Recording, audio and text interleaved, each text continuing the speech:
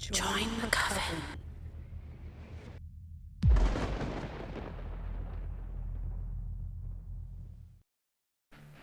Today's video is brought to you by Audible.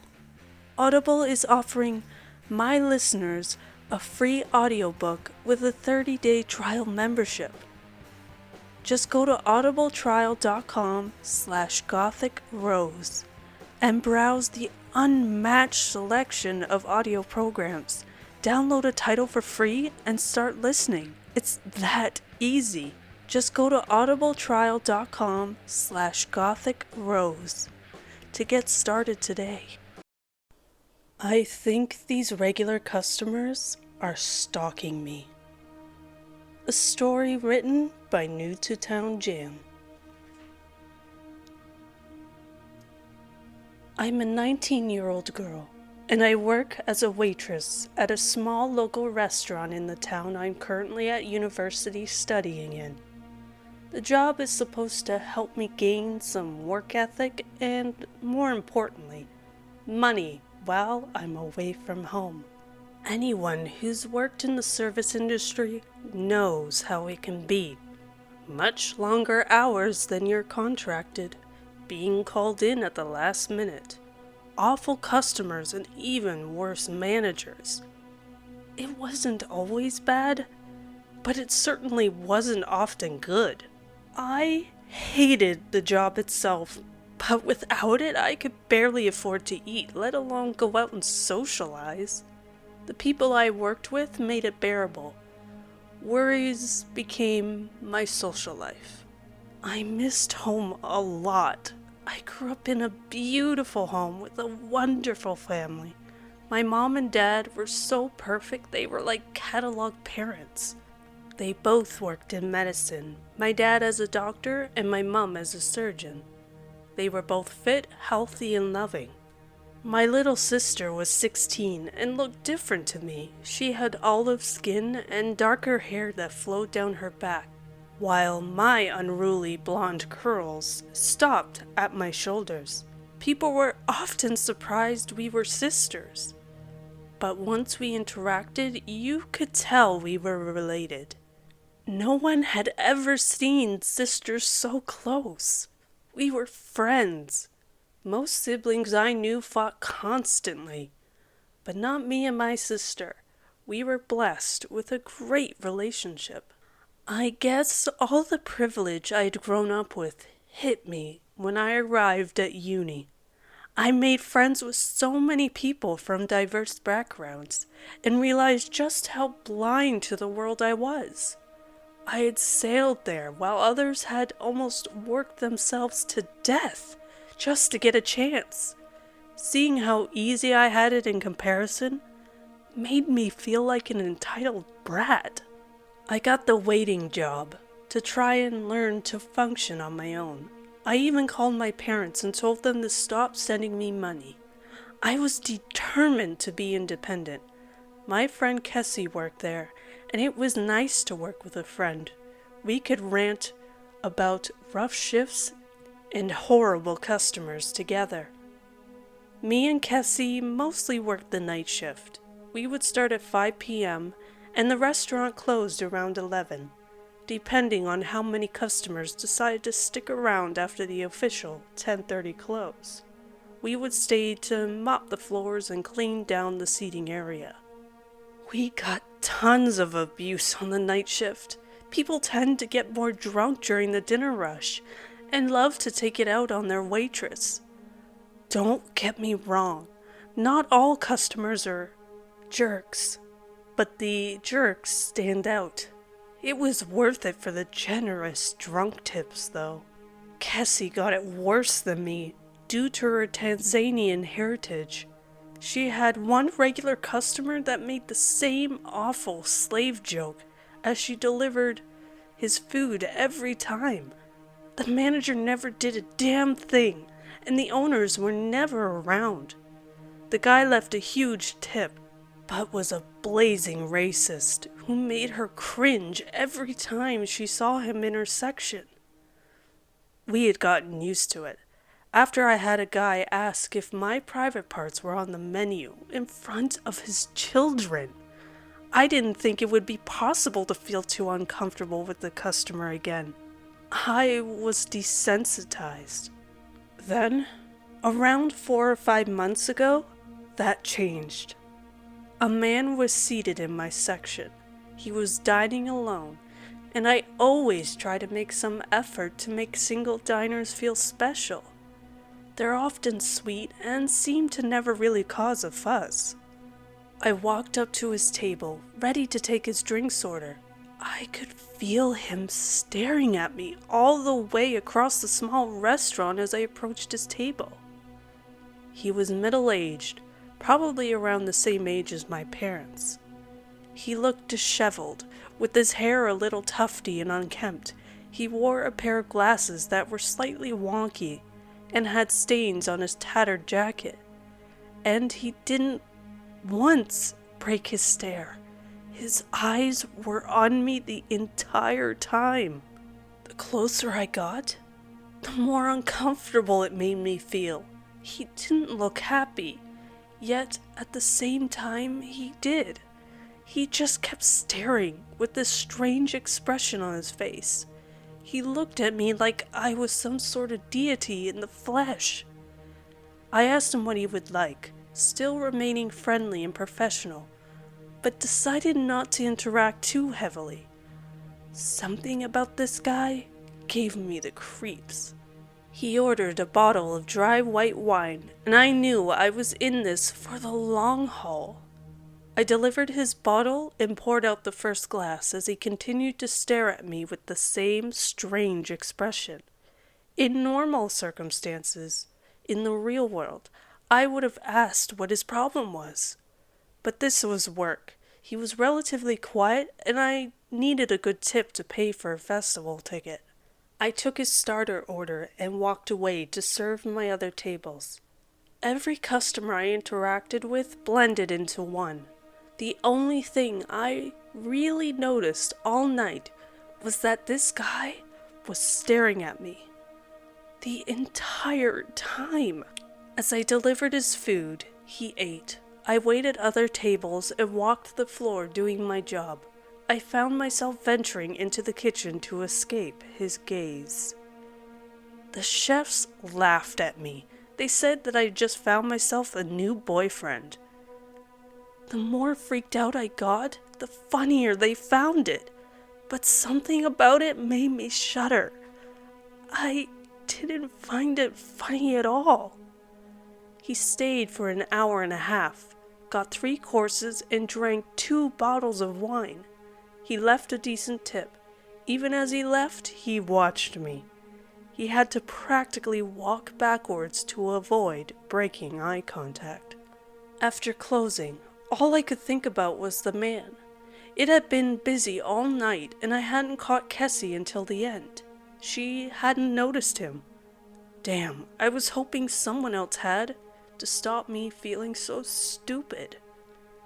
Over the next week, I didn't think much of it. Through uni work, other customers, and various events through the week, the guy who stared at me became just another weird customer I had had. A story to be told during the after-close cigarette at work.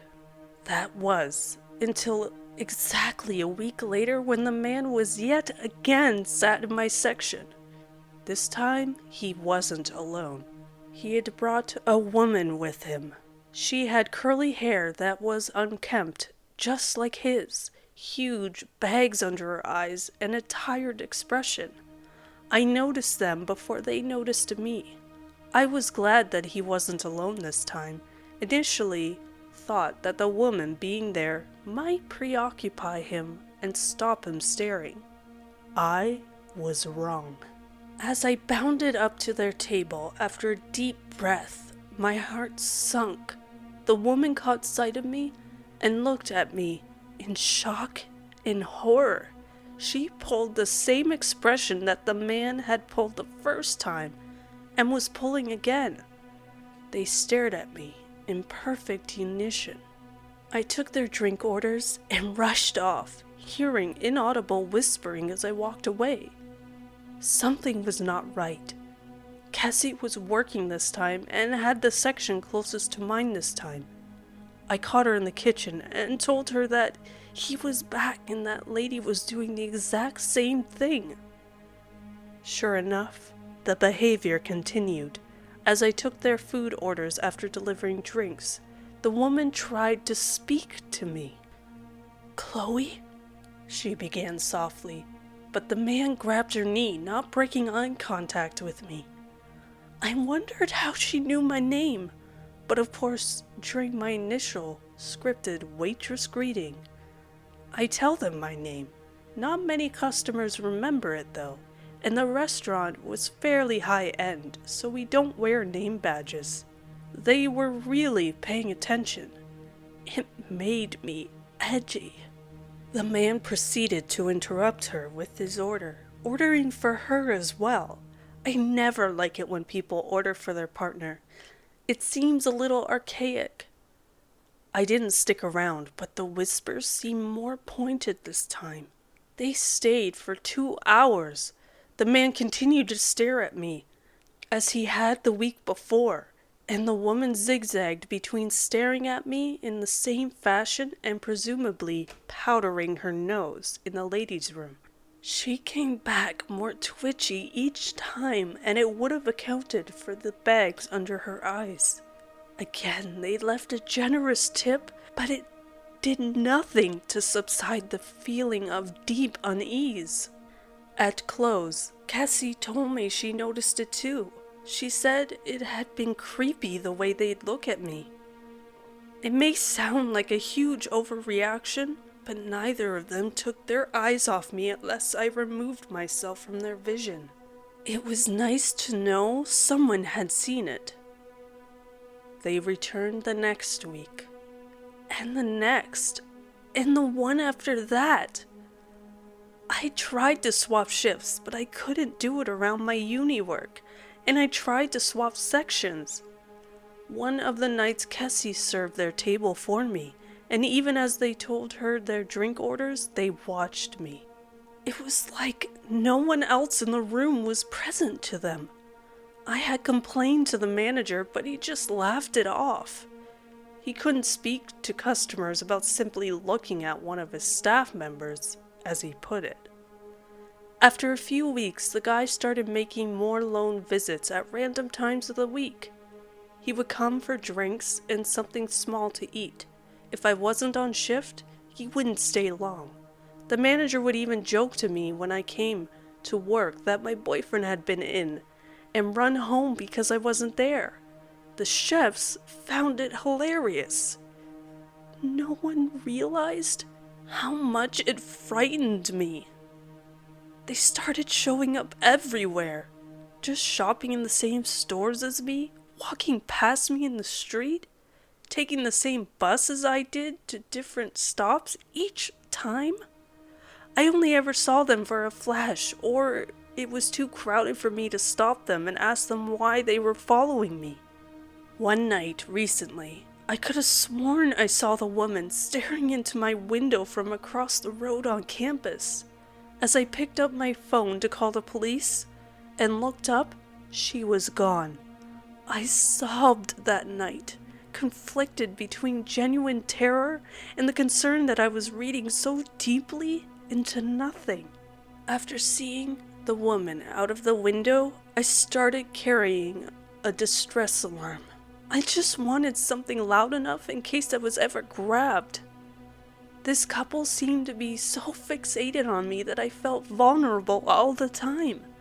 I didn't know whether to call the police or not. I had no real evidence, and they hadn't done anything wrong. Can someone be arrested for making you uncomfortable? Every week, I dreaded that shift. That one I knew they'd be there for. My distress alarm didn't make me feel much safer. The tip was no longer worth it. I was starting to lose my sanity over this. This weekend just gone. I was dreading it more than ever. I had seen them a grand total of 12 times throughout the week. and who knows how many times they were watching without me knowing. The sad but happy expression that they pull every time. I don't know what came over me.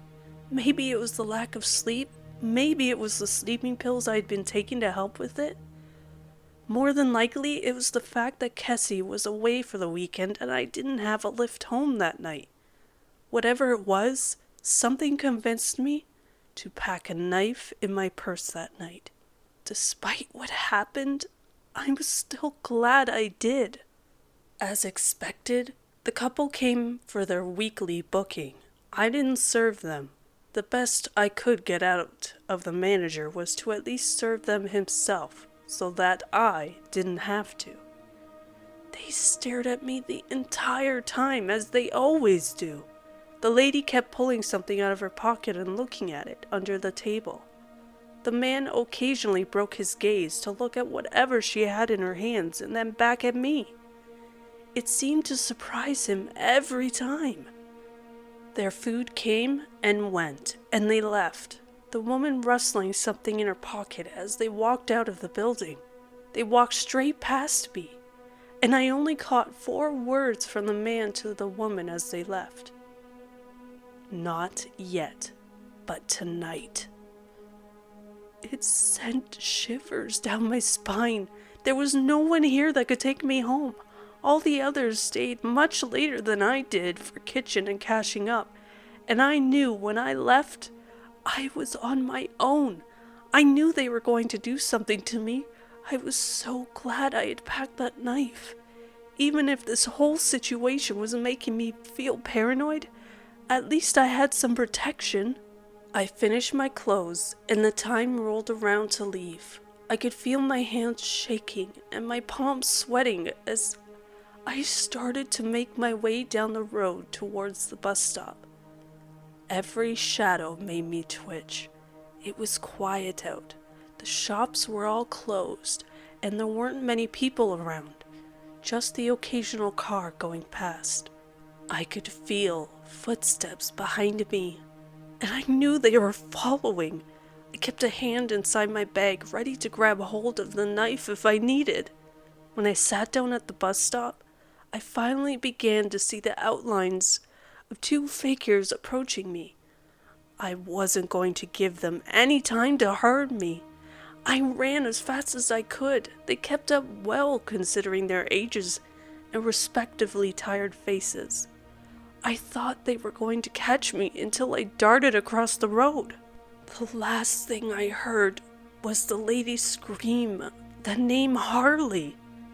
Then there was a large bang, and the whole sound around me went numb. That doesn't make much sense, but I don't know how else to explain it. Everything had this dull, muffled feeling to it, like the world was going in slow motion. I turned around to see the mangled bodies of my stalkers, laid out in front of the bus that had abruptly broken after hitting them. Bones were jutting out of the bloodied rips in their flesh. The expression hadn't left their eyes, though, and somehow it still looked like they were staring at me. I ran towards the wreckage, ran to the couple to check for pulses as the horrified bus driver got out of his vehicle. As I checked the woman over, I felt a crunching in her pocket. I quickly grabbed the contents. 2 folded up wrinkled bits of paper, and without looking at them, shoved them in my bag while I continued to give futile CPR. The couple were dead. I gave my statement to police, told the paramedics what had happened, and tried to explain to the bus driver that I was being followed and it hadn't been his fault. They literally ran out in front of him. It seemed like hours before they finally let me go home. As I collapsed into my bed, I remembered the pieces of paper that I had stuffed in my bag and got them out. I unfolded and smoothed them out and cast at the contents. One was an article for 20 years ago in a national newspaper. The headline read, "We named her Harley, the story of the couple whose baby was stolen from the womb." The photo showed the couple holding baby girl's clothes and looking devastated. The article explained that the woman had spent a lot of time recovering in hospital from the forced C-section at 8 months. She was only alive due to the evident surgical knowledge of the unknown attackers who had broken into their home and performed it while her husband worked away. The second piece of paper confirmed my worst fears. It was a printed photograph of what appeared to be the baby's mother, with unruly blonde curls to her shoulders, and the face a mirror image of mine. This morning, the newspapers reported the identities of the victims and mentioned their past tragedies. My parents kept calling to see how I'm doing after the incident. I thought I was scared of the couple, but that was nothing compared to how terrified I am now every time that phone rings.